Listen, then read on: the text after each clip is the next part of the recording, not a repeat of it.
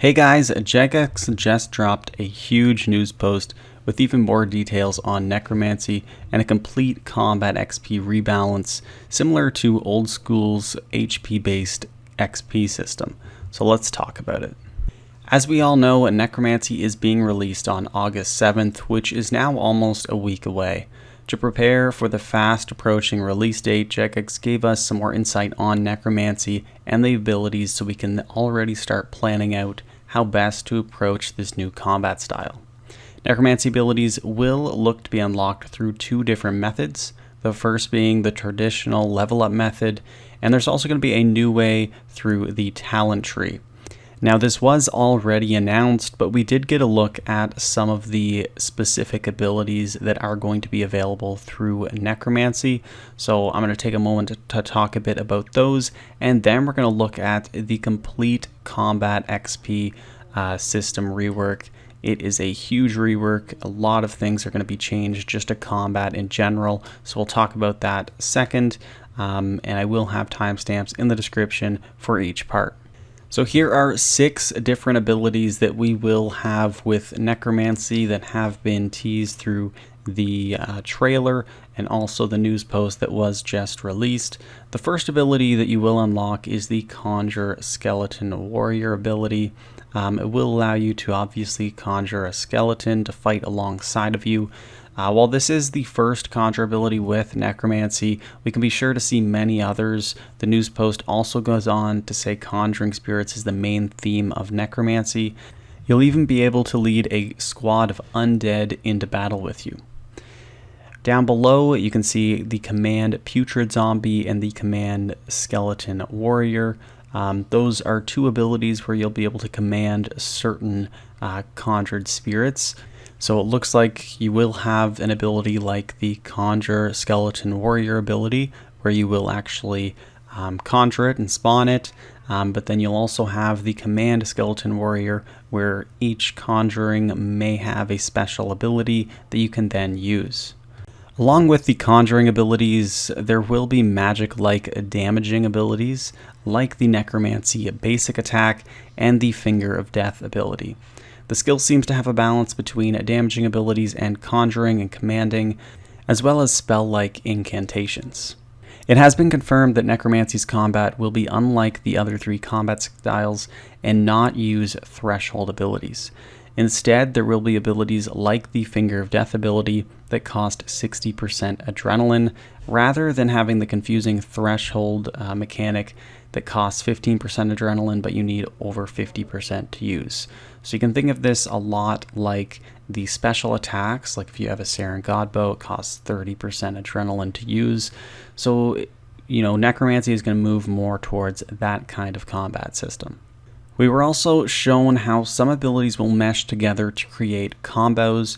So the Soul Sap ability, it allows you to generate a residual soul stack, which you can then use with either the Soul Strike ability. You'll use one of those stacks and you'll deal some pretty good damage and bind and stun the target. Or you can stack the souls and just unleash a powerful volley attack with the Volley of Souls ability. I do think that this is something they're going to try and do a lot with Necromancy and other skills as well, is just adding more niche abilities and have them more situational, and it depends on what order and what situation you use the ability in. Incantations will also be a part of Necromancy, which will work similar to a spellbook. These incantations will use the new Necromancy runes, and 2 of these incantations have been revealed as being the Lesser and Greater Bone Shield. The effect is pretty cool and a great addition. It allows all non-offensive abilities that require a shield to be used, so you won't be needing that shield swap to use Resonance or Reflect anymore. It still is unconfirmed whether this will be available for non-Necromancy type skills. I highly doubt it. I think it'll probably only be usable with Necromancy. Another incantation that is quite interesting is the Threads of Fate incantation. It actually allows you to link multiple enemies, and so my interpretation of this is that you will be able to link them, and then when you hit one, it'll deal damage to all 4 of them, sort of like an AoE type ability. So it is a pretty cool effect, and I'm sure we're going to have a lot of others that are going to have some really neat uses. While Necromancy will be able to be trained all the way to level 120, we will all be able to get our hands on tier 90 Necromancy gear from day one just by going through the Necromancy skill and the quest line. There is even mention of a choice between choosing tank gear or power gear once you reach level 70. It will be interesting to see the benefits of each, since we all know how powerful Crypt Bloom has become. I would also expect, like in RuneScape fashion, that you are able to eventually get both the tank and power armor eventually.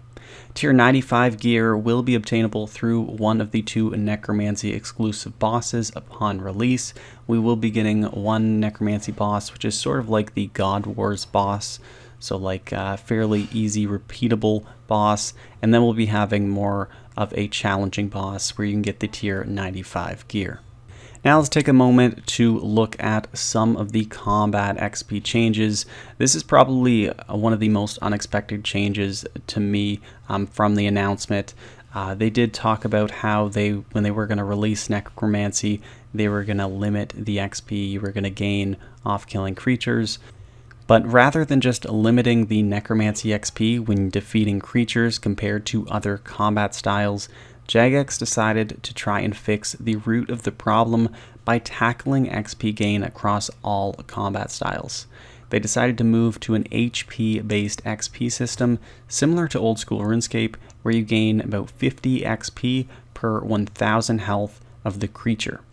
A full list of the before and after XP changes can be seen on the RS Wiki, and I will be linking that in the description below. But here's just a look at some of the more common creatures or notable changes that I noticed when I was going through the list. I looked at fairly common Slayer creatures such as Abyssal Demons, Acreon Mammoths, Corrupted Creatures, Grotworms, Hellhounds, Hydrix Dragons, all those types of creatures. You can see that on just about all of them, the new XP per kill is going to be lower. So it's pretty safe to say that this is going to be a nerf to combat XP in general across all combat styles.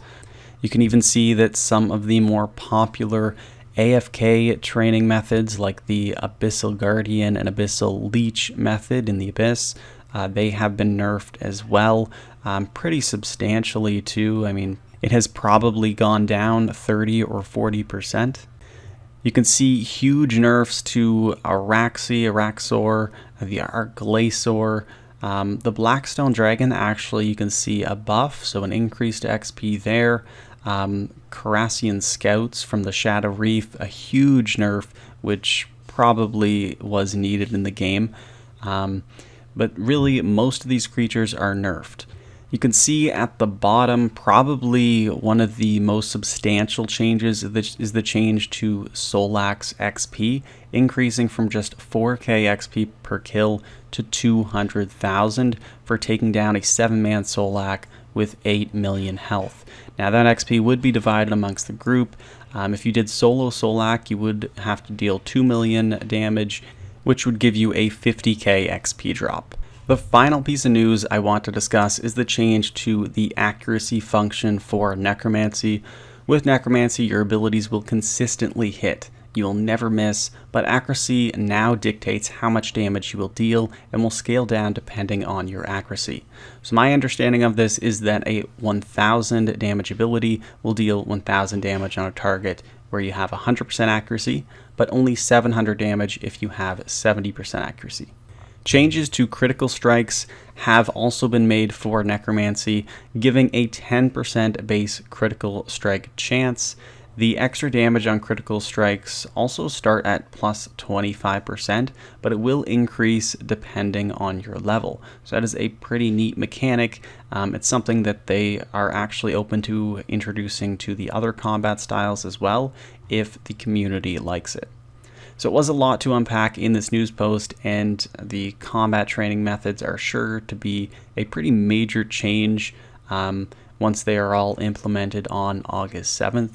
Personally, I am a bit worried maybe about potential bugs just for an update of this magnitude, but I do have faith that Jagex has done enough testing to roll out these XP changes and Necromancy fairly smoothly. Let me know in the comments what you guys think of the changes to combat XP, and if you think Necromancy will take over as the new best combat style in RuneScape. Thank you all for watching, and I'll see you all in the next one. Peace.